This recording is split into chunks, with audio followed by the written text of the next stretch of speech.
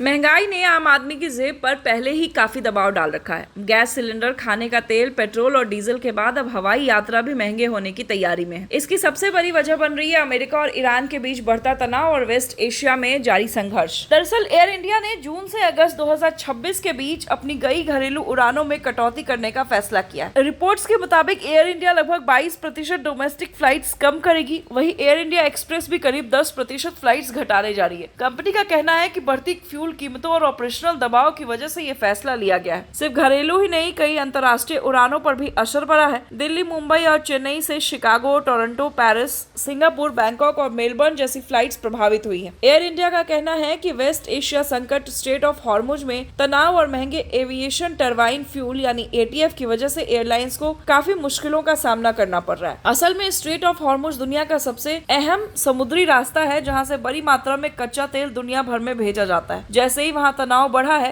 तेल की कीमतें ऊपर चली गई। इसका सीधा असर एयरलाइंस पर पड़ रहा है, क्योंकि हवाई जहाज चलाने में सबसे बड़ा खर्च फ्यूल का ही होता है। अब एयरलाइंस के सामने दो ही रास्ते हैं, या तो टिकट महंगे करें या फ्लाइट्स कम करें। फिलहाल कंपनियां दोनों कदम उठा रही हैं। इंडिगो जैसे एयरलाइंस भी अपनी सेवाओं में कटौती की तैयारी कर रही है। रिपोर्ट्स के अनुसार इंडिगो कुछ रूट्स पर 5 से 7% तक क्षमता कम कर सकती है। सबसे ज्यादा असर दिल्ली, मुंबई, बैंगलोर, चेन्नई और हैदराबाद जैसे बड़े शहरों के रूट्स पर देखने को मिल सकता है। खासकर उन यात्रियों को ज्यादा परेशानी होगी जो आखिरी समय में टिकट बुक करते हैं। जब फ्लाइट्स कम होंगी तो टिकट के दाम बढ़ना लगभग तय माना जा रहा है। इसी बीच एयरलाइंस ने फ्यूल सरचार्ज भी बढ़ाना शुरू किया है। कुछ रूट्स पर यात्रियों से 275 रुपए से लेकर 950 रुपए तक अतिरिक्त चार्ज लिया जा रहा है। यानी अब हवाई सफर पहले के मुकाबले और महंगा हो सकता है।